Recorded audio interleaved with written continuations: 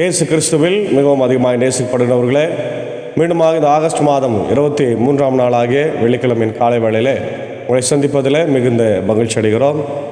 இந்த காலை நேர இறை தியானத்தை நம்ம ஆரம்பிக்கலாம். நமது ஆரம்பம் பிதா, குமாரன், பரிசுத்த ஆவியின் நாமத்தில் உள்ளது. ஆமென். ஜெபம் செய்வோம். மகா இரக்கமும் கிருபை நிறைந்த நல்ல ஆண்டவரே, எல் ராஜாதி ராஜாவே, கர்த்தாதி கர்த்தா, ஆசீர்வதிக்கப்பட்ட மனமகிழ்வான இறைவா, காலை வேளைக்காய் நன்றி செலுத்துகிறோம். கடந்த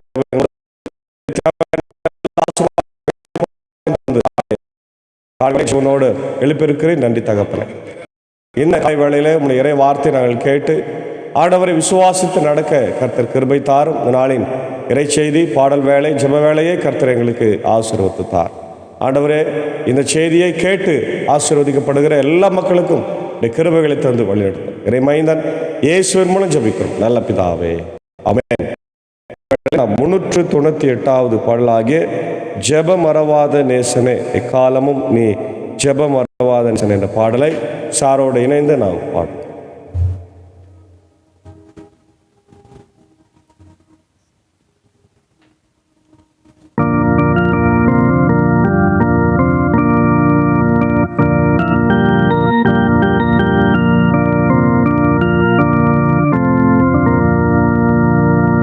ஜெபம் மறவாதே நேசனே எக்காலமும் நீ ஜெபம் மறவாதே நேசனே.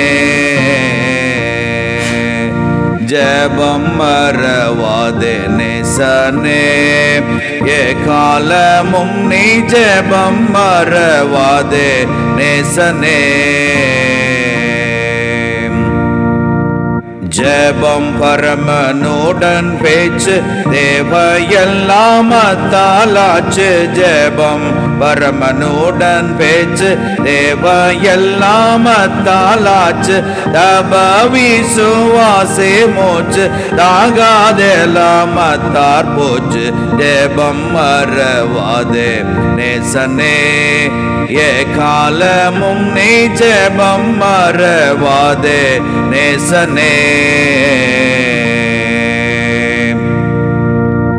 அம்பரன் கற்பனை நோக்கு அவரதருமை வாக்கு. அம்பரன் கற்பனை நோக்கு அவரதருமை வாக்கு. நம்பி சந்தேகத்தை போக்கு நலம் வர தீமை நீக்கு.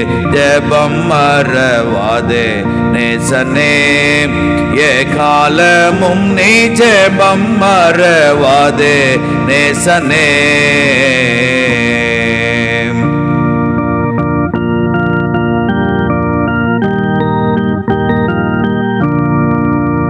பேயை ஜபத்தோடு வென்ற வீரிய நாமமும் கொண்ட.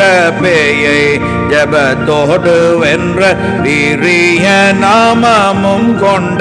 நேயன் சூதன் தானை தந்த நின்மலனுக்கே யோகந்த. ஜெபம் மறவாதே நேசனே எக்காலமும் நீ ஜெபம் மறவாதே நேசனே.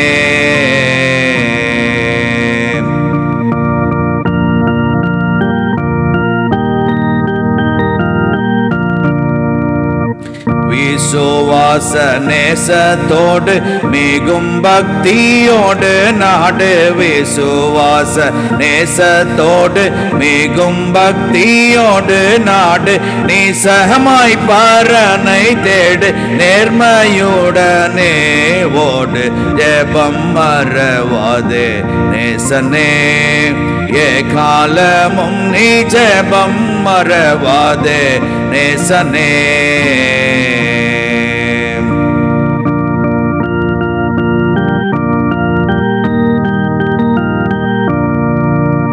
மறந்திடாதே ஜெபமே மறக்கில் நீ ஓர் சவமே. மறந்திடாதே ஜெபமே மறக்கில் நீ ஓர் சவமே.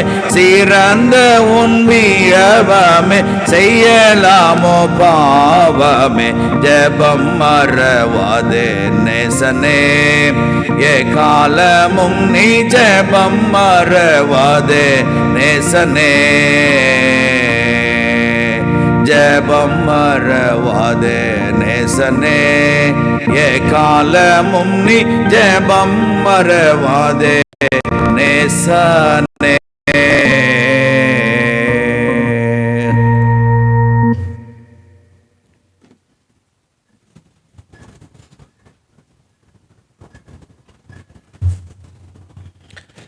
கிறிஸ்து இயேசுவில் மிகவும் அதிகமாக நேசிக்கப்படுகின்றவர்களே, மீண்டுமாக உங்கள் யாவரையும் இறைமைந்தன் இயேசுவின் திருப்பெயராலே மீண்டுமாக இந்த வெள்ளிக்கிழமையின் காலை வேளையிலே சந்திப்பதில் மிகுந்த மகிழ்ச்சி அடைகின்றோம். இந்த நாளிலும் நாம் தியானிக்கும்படியாக தெரிந்து கொண்ட கடவுளுடைய வார்த்தை, அது மத்தேயு எழுதின சுவிசேஷம் 22ஆம் அதிகாரம் 34 முதல் 44 வரை உள்ள பகுதிகள்.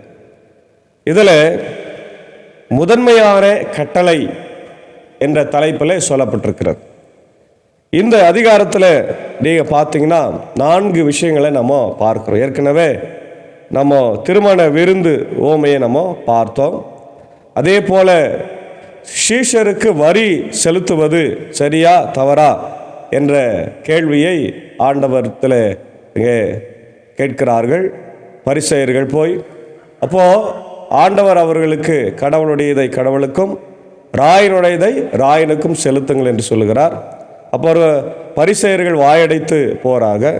அப்புறம் உயிர்த்தெழுதலை பற்றி கேள்வியை சதுசேயர்கள் கேட்கிறாங்க. சதுசேயர்களுக்கும் ஆண்டவர் மிக அருமையாக பதிலளித்து அவர்களுடைய வாயை அடைக்கிறார். அப்போ எல்லாருடைய வாயை அடைக்கப்பட்ட உடனே பாருங்க, மீண்டும் பரிசேயர் ஒன்று கூடி அவரிடத்தில் வராங்க.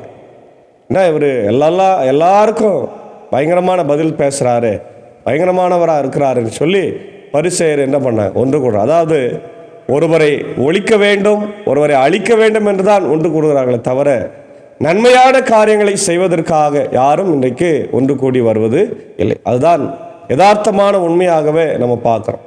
மக்களுக்கு வாழ்வு தர வேண்டும், மக்களுக்கு நல்வாழ்வு தர வேண்டும், மனிதநேயத்தை செய்ய வேண்டும், மனிதநேயத்தை மக்களுக்கு அன்பு செலுத்த வேண்டும் என்றெல்லாம் சொல்லி இன்றைக்கி கூட்டம் கூடுவதில்லை. அழிக்க வேண்டும், ஒழிக்க வேண்டும் என்று தான் இன்றைக்கி கூட்டங்கள் கூடிக்கொண்டிருக்கு. அதே போல தான் பரிசேயரும் இயேசு சதுசேயரை வாயடைத்தார் என்ற அந்த கேள்வி, இந்த செய்தியை கேள்விப்பட்ட உடனே கூடி வந்து இவர் என்ன பண்ணலாம் அப்படின்னு யோசித்து கொண்டிருக்கிற போது அவங்க ஆண்டவரிடத்தில் வருகிறார்கள். இப்போது அவர்களிடையே இருந்த ஒரு அறிஞர், திருச்சட்ட அறிஞர் ஒருவர் அவரை சோதிக்கும் நோக்கத்துடன், போதகரே, திருச்சட்ட நூலில் தலை சிறந்த கட்டளை எது என்று கேட்கின்றார். அதாவது இயேசுவை எப்படியாவது பேச்சிலே அகப்படுத்த வேண்டும், அவரை அவமானப்படுத்த வேண்டும், அவருக்கு ஒன்றும் தெரியவில்லை என்று சொல்ல வேண்டும் என்பதற்காக அறிஞரை கொண்டு வராங்க.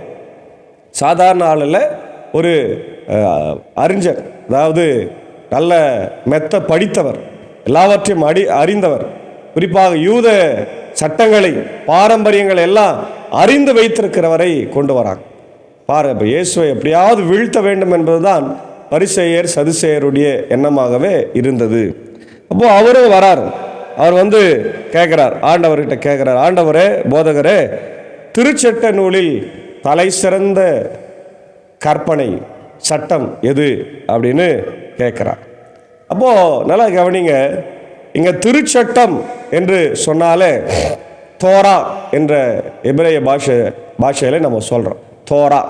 தோரா என்ற நூல் எதில் இருக்குது, என்ன அந்த விஷயம் என்ன எதில் இருக்குதுன்னா, ஆதி ஆகமத்திலிருந்து உபாகமம் வரையில் அந்த காரியங்கள் நிறைந்திருக்கு 5 புத்தகத்தில். அதனால் அதுக்கு இன்னொரு பேர் பஞ்சாகமம் அல்லது 5ஆகமம் என்று கூட சொல்கிறாங்க. மோசேயினுடைய நூல் என்று சொல்லப்படுகிறது. இந்த தோரா என்று சொன்னாலே நியாயப்பிரமாண புத்தகம். நியாயப்பிரமாண புத்தகத்தில் எது செய்யலாம், எது செய்யக்கூடாது என்று சொல்லப்பட்டிருக்கிறதாக நம்ம பார்க்குறோம். பிற்காலத்தில் இதை மிஷ்னா என்று அழைத்தார்கள். மிஷ்னா என்று அழைத்தார்கள். முதல்ல தோரா என்று ஒரு பெரிய வைடர் நேம், அப்புறம் அதை சுருக்கி மிஷ்னா என்று சொல்லி யூத பாரம்பரிய நூலாக அதில் பார்க்குறாங்க. இப்போ இதில் ஆண்டவர் ரொம்ப அழகாக பதில் சொல்கிறார் பாருங்க. அவர் உன் முழு இருதயத்தோடும் உன் முழு உள்ளத்தோடும் மனதோடும், இல்லையா, உன் ஆண்டவரை நீ தொழுது அன்பு செலுத்து. முழு இருதயத்தோடும் முழு உள்ளத்தோடும் முழு மனதோடும் உன் ஆண்டவராகிய கடவுளிடம் அன்பு செலுத்து, இதுவே தலை சிறந்த முதன்மையான கட்டளை என்று மிக அழகாய் தெளிவாய் அழகாக சொல்கிறார். அப்போ உன் கடவுளாகிய கர்த்தரிடத்தில் நீ முழு இருதயத்தோடு, முழு மனதோடு, முழு உள்ளத்தோடு என்ன பண்ணு? அன்பு செலுத்து. அதாவது ஃபர்ஸ்ட் ப்ரியாரிட்டி இஸ் காட். வேற யாரும் இல்லை. குடும்பமோ, உறவுகளோ, வேலையோ, நண்பர்களோ, பணமோ, பதவியோ, உலகமோ, உலகம் சார்ந்த காரியங்களோ எதுவுமே கிடையாது. முதல்ல கடவுள் தான், அப்புறம் தான் மீதி எல்லாமே. அதனால்தான் ஆண்டவரே மத்தேயு சுவிசேஷத்தில், இதே மத்தேயு சுவிசேஷத்தில் 6ஆம் அதிகாரத்தில் சொல்றார், முதலாவது கடவுளுடைய ராஜ்யத்தையும் நீதியையும் தேடுங்க, பிறகு எல்லாம் உங்களுக்கு கூட கொடுக்கப்படும் என்று அவரே சொல்லுகிறார். இப்போ கடவுளை தேட வேண்டும், கடவுளிடத்தில் நாம் முழுமையாய் நம்மை அர்ப்பணிக்க வேண்டும், அவருடைய வார்த்தைக்கு செவி கொடுக்க வேண்டும். நிறைய பேர் ஆலயத்துக்கு வருவாங்க, உட்காருவாங்க, பாட சொன்னால் ஏதோ அப்படி ஒன்று பாடுனுப்பாங்க, முழுமையான ஒரு ஈடுபாடு இருக்காது. பிரசங்கம் பண்ணால் ஒன்று கவனிப்பாங்க, கவனிக்கிற மாதிரி தெரியும், இல்லை தூங்கிடுவாங்க. இதுதான் இன்றைக்கி நிறைய பேர் செய்கிறாங்க இல்லையா? அது முழு மனதோடு முழு உள்ளத்தோடு ஆண்டவரை தொழுகை செய்ய ஈடுபடுவது இல்லை. ஆனால் மற்ற காரியங்களை நம்ம செய்யும்போது, என்ன ஒரு உறவினர் வீட்டுக்கு போகும்போது, அங்கே கல்யாண ஃபங்க்ஷனில், நிச்சயதார்த்த ஃபங்க்ஷனில் இல்லையா, எல்லாம் வெளியே போகும்போது ரொம்ப கான்சன்ட்ரேஷனாக இருக்கிறோம். ஆனால் கடவுளுடைய வசனத்தை நாம் கேட்கும்போது நமக்கு கான்சன்ட்ரேஷனே இல்லாமல் இருக்கிறோம். கான்சன்ட்ரேஷன் இல்லாமல் ஆண்டவருடைய வசனத்தை நாம் கேட்காம என்ன பண்ணுறோம்? தூங்கி போகிறோம். அது நம்முடைய உடல் சோர்வாக இருக்கலாம், மன சோர்வாக இருக்கலாம், பரவாயில்ல. ஆனால் வசனத்தை கேட்பதற்கு நாம் ஆயத்தமாக வர வேண்டும் இல்லையா? முழு ஈடுபாடோடு நாம் இருக்கணும் இல்லையா? அதான் ஆண்டவர் சொல்றார், முழு ஈடுபாடு. ஏன்னா ஏன் இதை சொல்றாருன்னா, இஸ்ரவேல் மக்கள் என்ன பண்ணாங்க? அடிக்கடிக்கு கடவுளை விட்டு வழி விலகி ஓடினார்கள், அவரை விட்டு போனாங்க, விக்கிரகங்களை தேடினார்கள், விக்கிரகங்களை உருவாக்கினார்கள். அதனால கடவுள் அவங்களை எச்சரித்தார். அதான் முதல் தலை சிறந்த கற்பனை என்று ஆண்டவர் சொல்றார். அப்போ இது சொன்ன உடனே, அதே போல உன்மீது நீ அன்பு கூறுவது போல உனக்கு அடுத்து இருப்பவர் மீது என்ன பண்ணு? அன்பு செலுத்து அப்படின்னு சொல்றார். இதுக்கு இணையான கற்பனை, த பேரலல் கமாண்ட்மெண்ட் என்று சொல்லப்படுகிறது இல்லையா? ஆண்டவர் ரொம்ப தெளிவாக சொல்றார், உன் மீது நீ அன்பு கூறுவது போல நீ பிறர் மீது அன்பு கூற வேண்டும். உனக்கு அடுத்து இருப்பவர், உனக்கு அடுத்து இருப்பவர்னு சொன்னால் நெய்பர் என்று சொல்லுகிறாங்க. நெய்பர் என்று சொல்லுகிற போது எல்லாருமே, என்னுடைய மனைவி, என்னுடைய கணவன், என்னுடைய பிள்ளைகள், என்னுடைய உறவுகள், உடன்பிறப்புகள், திருச்சபையின் மக்கள், நண்பர்கள், எதிர் வீட்டுக்கார், பக்கத்து வீட்டுக்கார், எல்லாருக்குமே நம்ம அன்பு செலுத்த வேண்டும். எல்லார் மேலும் நாம் அன்பு செலுத்த வேண்டும். அதுதான் ஆண்டவர் இந்த காலை வேளையிலே நமக்கு சொல்லுகிறார். இப்போ இதுக்கு இணையான இரண்டாவது கற்பனையை சொல்லி முடிச்சுட்டு, திருச்சட்ட நூல் முழுமைக்கும் இறைவாக்கு நூல்களுக்கு இவ்விரு கட்டளைகளே அடிப்படையாக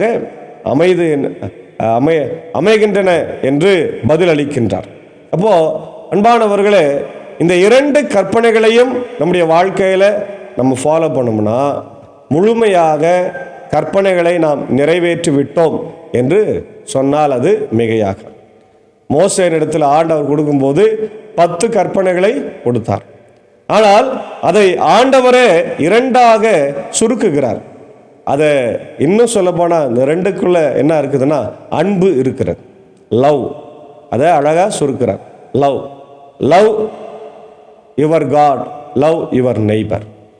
love your God with whole heart, love your neighbour with whole heart. இதை தான் ஆண்டவர் இந்த காலை வேளையில் நமக்கு கற்றுக் கொடுக்கின்ற ஒரு இறை வார்த்தையாக இருக்கிறது. அடுத்தது அவங்க சொல்றாங்க, சரி அப்படின்னா நீர் இந்த உலகத்தில் இருக்கும்போது குமாரனாகிய கடவுளை எப்படி தாவீதின் மகன் என்று சொல்கிறார்கள் என்று அடுத்த ஒரு கேள்வி கேட்கிறாங்க. பாருங்க, பரிசேயர் ஒன்று கூடி வந்தபோது இயேசுவும் அவர்களை பார்த்து கேள்வி கேட்க தொடங்கினார். அவர் மேசியாவை பற்றி நீங்கள் என்ன நினைக்கிறீங்க? நல்லா கவனிங்க. உண்மையாகவே இயேசு ஒரு பயங்கரமான ஒரு சென்ஸ் ஆஃப் மேன். சும்மா விடவே மாட்டார் எல்லாரையும். பரிசேயர் கேள்வி கேட்டு அமைதியாக விட்டு போயிட்டாங்க. ஆனால் ஆண்டவர் திரும்பியும் ஒரு கேள்வி கேட்கிறார். அவங்க கிட்ட ஒரு கேள்வி கேட்டு, நீங்க மட்டும் என்ன கேட்கறது, நான் உங்களை கேட்கிறேன் பாரு அப்படின்னு கேட்கிறார். மேசியாவை பற்றி நீங்கள் என்ன நினைக்கிறீர்கள், அவர் யாருடைய மகன் என்று கேட்டார். அவர்கள் தாவீதின் மகன் என்று பதில் அளித்தார்கள் இல்லையா. மேசியா என்பது ஆண்டவர் கடவுள் மேசியா என்கின்ற ஒருவரை அபிஷேகம் பண்ணி அனுப்ப போகிறார். மேசியா என்று சொன்னாலே த அனாயிண்டட் ஒன் இல்லை, த அனாயிண்டட் பர்சன். அப்போ அவர் வரப்போறார். அவர் வந்து இந்த உலகத்தை ரட்சிக்க போறார், இந்த மக்களை ரட்சிக்க போறார், இஸ்ரவேல் மக்களுக்காக அவர் போராட போறார் அப்படின்ற ஒரு நம்பிக்கை இஸ்ரவேல் மக்களுக்குள்ள இருக்கிறது, இன்றைக்கும் இருக்கிறது. அது இல்லைன்னு சொல்ல முடியாது. அப்போ அவங்க சொல்றாங்க தாவீதின் மகன் என்று சொல்றாங்க. இயேசு அவருடைய அப்படியானால் தாவீது தூய ஆவியின் தூண்டுதலால் அவரை தலைவர் என்று அழைப்பது எப்படி இல்லையா. தாவீதினுடைய மகன் அப்படின்னு சொன்னா மகனை தலைவரே என்று எப்படா கூப்பிடுறாரு அப்படின்னு கேட்கிறார் இல்லையா. ஆண்டவர் என் தலைவரிடம் நான் உன் பகைவரை உமக்கு அடிப்பணியே வைக்கும் வரை நீர் என் வலப்பக்கம் வீற்றரும் என்று உரைத்தார் என அவரே கூறியுள்ளார் அல்லவா. எனவே தாவீது அவரை தலைவர் என அழைப்பதால் அவர் அவருக்கே மகனாய் இருப்பது எப்படி என்று கேட்டார். அதற்கு எவரும் ஒரு வார்த்தை கூட மறுமொழியாக என்ன பண்ணல, பேசவே இல்லை. அந்நாள் முதல் அவரிடம் எவரும் கேள்வி கேட்கவும் துணியவில்லை. எல்லாம் கவனிங்க, எப்பவுமே பரிசேயர் சதுசேயர் இயேசுவை சிக்க வைக்க வேண்டும், அவரை அவமானப்படுத்த வேண்டும், அவரை கேலி கிண்டல் செய்ய வேண்டும் என்று சொல்லி என்ன பண்ணாங்க, கேள்வி கேட்டுனே இருப்பாங்க. ஆனால் இயேசு ஆண்டவர் நேரடியான பதில்களை, மிக சிறப்பான பதில்களை, அறிவு சார்ந்த அறிவு பூர்வமான பதில்களை திருமறையில இருந்து அவர் பேசுகிறார் இல்லையா. அதே நேரத்தில் நடைமுறையான பதிலையும் சொல்லுகிறார். அதில் எந்த மாற்று கருத்துமே இல்லை. அன்றைக்கு கேட்டுக்கொண்டிருந்த மக்கள் அதை புரிந்து கொள்ளுகிற வண்ணமாக அவங்களுக்கு பேசினார். அப்போ இன்றைக்கு இந்த வசனத்திலிருந்து நம்ம என்ன பெற்றுக்கொள்ளுகிறோம் என்று சொன்னால், ஒருவேளை நம்மளை யாருன்னா கேள்வி கேட்டாலும், நம்மளை யாருன்னா அசிங்கப்படுத்தினாலும் நம்ம ஒன்றும் கவலைப்பட வேண்டிய அவசியம்.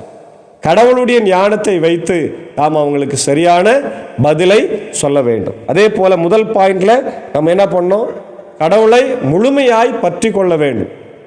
முழு இருதயத்தோடு, முழு ஆத்மாவோடு, முழு உள்ளத்தோடு நம்ம என்ன பண்ணோம், அவரை பற்றி கொண்டால் நம்முடைய வாழ்வு ஆசீர்வாதமாய் இருக்கும். அதுதான் ஆண்டவர் சொல்றார். இப்போ இன்னைக்கு நிறைய நேரங்களிலே நம்ம உலகத்தில் தான் நேரத்தை செலவு பண்ணுறோம். செல்ஃபோன் பார்க்கறதுக்கு ஒரு நேரம் வச்சுக்கிறோம் இல்லையா, டிவி பார்க்கறதுக்கு ஒரு நேரம் வச்சுக்கிறோம், நண்பர்களோடு போய் பேசி பழகுவதற்கு ஒரு நேரம் வைக்கிறோம், வாக்கிங், இன்னைக்கு எல்லாருமே என்ன பண்ணுறோம், வாக்கிங், விளையாடுறோம், எல்லாமே சரி ஓகே. ஆனால் கடவுளோடு இடைப்படுவதற்கான நேரம் எது? ஆண்டவர் சொல்றார், 1 மணி நேரமாவது ஜபிக்க கூடாதா? கெட்செமனே தோட்டத்தில் 1 மணி நேரமாவது ஜபிக்க கூடாதா? இயேசு ஆண்டவர் இரவு முழுக்க கடவுளோடு என்ன பண்ணாரு, அவர் இணைந்து ஜபித்தார். ஹல்லேலூயா, பிரைஸ் தி லார்ட். இன்றைக்கு நாம் அப்படி செய்து கொண்டிருக்கிறோமா? ஆண்டவரோடு தொடர்பில் இருக்கிறோமா? வசனத்தை கேட்கிறோமா? ஆலயத்தில் போய் வேதத்தை நம்ம படித்து அவருடைய வியாக்கியானத்தை கேட்டு தெரிந்து கொள்கிறோமா? அநேக நேரங்களிலே நாம் நம்முடைய நேரத்தை வீணடித்து கொண்டிருக்கிறோம். பிரியமான தேவனுடைய பிள்ளைகளே, இந்த காலை நேரத்தில் ஆண்டவர் நமக்கு கொடுக்கிற பெரிய அழைப்பு இல்லையா, நீங்கள் என்னிடத்தில் வாருங்கள், நான் உங்களுக்கு இளைப்பாறுதலை தருவேன், நான் உங்களை ஆற்றி தேற்றுவதனால் என்ன தேடுங்க, என்னை தேடுகிறவர்களுக்கு ஒரு குறைவும் வராது. பாலசிங்கங்கள் குறைவடைந்து பட்டினியாய் கிடக்கும், கர்த்தரை தேடுகிறவர்களுக்கோ ஒரு நன்மையும் குறைவுபடாது என்று சொல்லியிருக்கிற ஆண்டவர் நம்மோடு இருக்கிறார். ஆகவே இந்த காலை நேரத்தில் ஆண்டவரை மட்டுமே நம் முழு மனதோடு, உள்ளத்தோடு, இருதயத்தோடு தேடி அப்படி ஆசீர்வாதங்களை பெற்றுக்கொள்வோம். கர்த்தர் தாமே இந்த திருவசனத்தை நமக்கு ஆசீர்வதித்து தருவாராக. ஆமேன். ஜெபம் செய்வோம். மகா இரக்கமும் கிருபை நிறைந்த நல்லாண்டவரே, எல் ராஜாதி ராஜாவே, கர்த்தாதி கர்த்தார், எல்லாம் வல்ல தந்தை, மகன், தூய ஆவியானவரே, இந்த காலை வேளையில் மீண்டுமாக உம்முடைய சமூகத்தை நோக்கி நாங்கள் பார்க்கிறோம். ஆண்டவரை கடந்து போன இரவில் எங்களோடு கூட இருந்து இளைப்பாறுதலை தந்திருக்கிறீர். காலை வேளையில் சிவனோட எழுப்பிற்கு நன்றி செலுத்துகிறோம். இந்த வெள்ளிக்கிழமையில் என்னுடைய பணிகளையும் பயணங்களையும் கர்த்தர் ஆசீர்வதியும். எங்கள் குடும்பங்களையும் ஆசீர்வதியும். இந்த உலகத்தில் இருக்கிற எல்லா மக்களையும், எல்லா குடும்பங்களையும் ஆசீர்வதியும். உலக நாடுகளிலே ஆண்டவர், America, UK, Australia, New Zealand, Philippines, gulf கண்ட்ரிஸ்க்காக ஆண்டவர் நான் வேண்டிக் கொள்கிறோம். அப்படி இந்தியாவில் இருக்கிற தமிழ்நாட்டுக்காக, இந்தியாவில் இருக்கிற எல்லா மாநிலத்துக்காக வேண்டிக் கொள்கிறோம். அப்படி முதலமைச்சர்கள், கவர்னர், கலெக்டர்ஸ்க்காகவும் ஆண்டவர், எங்களுடைய ஜனாதிபதி, பிரதமர், உடைய ஆண்டவர் கேபினட் மினிஸ்டர்ஸ்க்காக, தமிழ்நாட்டினுடைய மினிஸ்டர்ஸ்க்காக, கலெக்டர்ஸ்க்காக வேண்டிக் கொள்கிறோம். எல்லா இடங்களும் அமைதி பூங்காவாய் மாறட்டும். அதே போல் உமக்காக ஊழியம் செய்கிற உடைய போதகர்களையும் ஸ்தாபனங்களையும் ஆண்டவரை பள்ளிக்கூடங்களையும், சிறப்பு பள்ளிக்கூடங்களையும், பெதஸ்தா மருத்துவமனைக்காய் வேண்டிக் கொள்கிறோம். கர்த்தர் ஆசீர்வாதிங்க, பலப்படுத்துங்க. உடைய ILC ஆண்டவர் திருச்சபைகளுக்காய், ஆயர்களுக்காய், ஆண்டவரே ILC பொறுப்பாளர்களுக்காய், சபை சங்கத்தின் பொறுப்பாளர்களுக்காய், வட்ட பொறுப்பாளர்களுக்காய் வேண்டிக் கொள்கிறோம். இவர்கள் எல்லாரும் மிக சிறப்பாக செயல்பட்டு உம்முடைய ஆசீர்வாதங்களை பெற்றுக்கொள்ள ஆண்டவரே நீர் கிருபை தார். மக்களுக்கும் உம்முடைய ஆசீர்கள் போய் சேரட்டும். காலை நேரத்தில் இந்த ஊழியத்தில் எங்களோடு கூட இருக்கின்ற என்னுடைய அன்பர் சாருக்காக, என்னுடைய ஏஞ்சி அக்காவுக்காக, அன்பான பிள்ளைகள், மார்த்தால் மரியாளுக்காக ஜெபிக்கிறோம். ஆண்டவரை குடும்பங்களை இரத்த கோட்டைகளாய் நீர் மூடி மறைத்து கொண்டு ஆசீர்வதிப்பிறார். இந்த காலை நேரத்தில் என்னுடைய ஆண்டவரை இசை வழி பயணத்தில் எங்களோடு இருக்கிற என்னுடைய சாக்கோ சாருக்காக, டீச்சருக்காகவும் ஆண்டவரை குடும்பத்திற்காக ஜெபிக்கிறோம். ஊழியத்தையும் பணிகளையும் ஆசீர்வதிங்க. அதே போல் இதை பிராட்காஸ்ட் செய்ய உதவி செய்ய ஜான்சன் சாருக்காக, குடும்பத்திற்காக, அன்பான பிள்ளைகளுக்காக ஜெபிக்கிறோம். கர்த்தர் ஆசீர்வதிங்க, வழி நடத்துங்க. தேவைகளை என் தேவன் சந்திக்க வேண்டும் என்று கெஞ்சி மன்றாடும். இந்த காலை நேரத்தில் ஆண்டவரை இதை காணொளி வழியாய் பார்க்கிற கேட்கிற மக்களுக்காக ஜெபிக்கிறோம். இந்தியாவில் பணியாற்றுகிற மிஷினரிகள், FMB மிஷினரிகள், ஜெம்ஸ் மிஷினரிகள், IMS, NMSI ஆண்டவரை எல்லா மிஷினர்களையும் ஆசீர்வதிக்க வேண்டுமா நாள் ஜெபிக்கிறோம். குறிப்பாக இந்த நாளிலே ஆண்டவரே பல்வேறு கிராமங்களில் இருந்து இதை பார்த்து கேட்டு பயன்பெறுகிற எல்லா மக்களுடைய வாழ்க்கையில கிருபை, சமாதானம் தங்கிருக்கு. அடியன் பணியாற்றி கொண்டிருக்கிற பாப்பனப்பள்ளி போத வட்டத்திற்காக, பாப்பனப்பள்ளி, மின்னூர், வடகரை, மேல்சாரங்கம் திருச்சபைகளுக்காக ஜெபிக்கிறோம். குறிப்பாக பாவனப்பள்ளி திருச்சபை கட்ட வேண்டும். ஆண்டவர் தேவைகள் உண்டு. இதை பார்க்கிறவர்கள், கேட்கிறவர்கள் கூட ஆண்டவர் மனம வந்து காணிக்க அளித்து திருச்சபைகளை கட்ட உதவி செய்ய ஜெபிக்க கிருபை தர வேண்டும் என்று ஜெபிக்கிறோம். அதே போல ஆண்டவர் இன்றைக்கு பலவீனமாய் சுகீனமாக இருக்கிற மக்களுக்காக நான் ஜெபிக்கிறோம். மீண்டும் ஒரு முறை கூட என்னுடைய ஆண்டவரே அருமையான நெல்சன் ஐயாவுக்காக ஜெபிக்கிறோம். வெள்ளூர் பகுதியில் இருக்கிற அவருக்கும் நல்ல சுகத்தையும் பலத்தையும் தாரும் ஆண்டவர். அதே போல பலவீனமாக இருக்கிற என்னுடைய நிக்சன் ஐயருக்காக, ராஜ்குமார் ஐயருக்காக ஆண்டவர் இதோ கடந்த வாரத்தில் சுகுமார் ஐயர் அவர்களை ஆண்டவர்கள் பார்த்தோம், சுகத்தோடு இருக்கிறார். இன்னும் நல்ல சுகத்தையும் பலத்தையும் தந்து ஆண்டவரை வழிநடத்த வேண்டுமா ஜெபிக்கிறோம். இன்னும் யாரெல்லாம் பலவீனமாய் சுகீனமாக இருக்கிறார்களோ, படுக்கையில் இருக்கிறார்களோ, அவர்கள் எல்லாரும் ஆண்டவர் நீர் கண்ணோக்கி பார்த்து பரிபூர்ண சுகத்தை தார். இந்த நாளிலே பிறந்த நாளையும் திருமண நாளையும் ஆண்டவரை கண்டு நன்றி செலுத்திக் கொண்டிருக்கிற எல்லா மக்களுக்கும் உம்முடைய இறை ஆசிரியர்களையும் இந்த தேவன் பரத்திலிருந்து தர வேண்டுமா நான் ஜெபிக்கிறோம். தொடர்ந்து உம்முடைய திவ்ய பிரசனம் இந்த நாளிலே எங்கள் அனைவரோடு கூட தங்கியிருக்கட்டும்.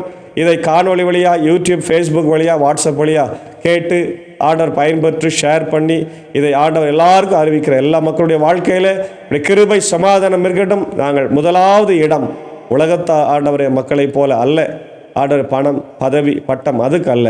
எங்கள் கடவுளுக்கே எங்கள் முதல் ஆண்டவர் இடத்தை கொடுத்து உம்முடைய ஆசீர்வாதங்களை பெற்றுக்கொள்ள தூய ஆவியானவர் இந்த நாளில் எங்களுக்கு அருள் செய்ய வேண்டுமா ஜெபிக்கிறோம். துதிய கட மகிமை உமக்கே செலுத்துக்கிறோம். இயேசுவின் மூலம் ஜெபிக்கிறோம் நல்ல பிதாவே, ஆமென். எல்லாம் வல்ல தந்தை, மகன், தூய ஆவியின் ஆசிகள் இந்த நாளிலே நம்முடையவரோடு கூட இருப்பதாக. ஆமென்.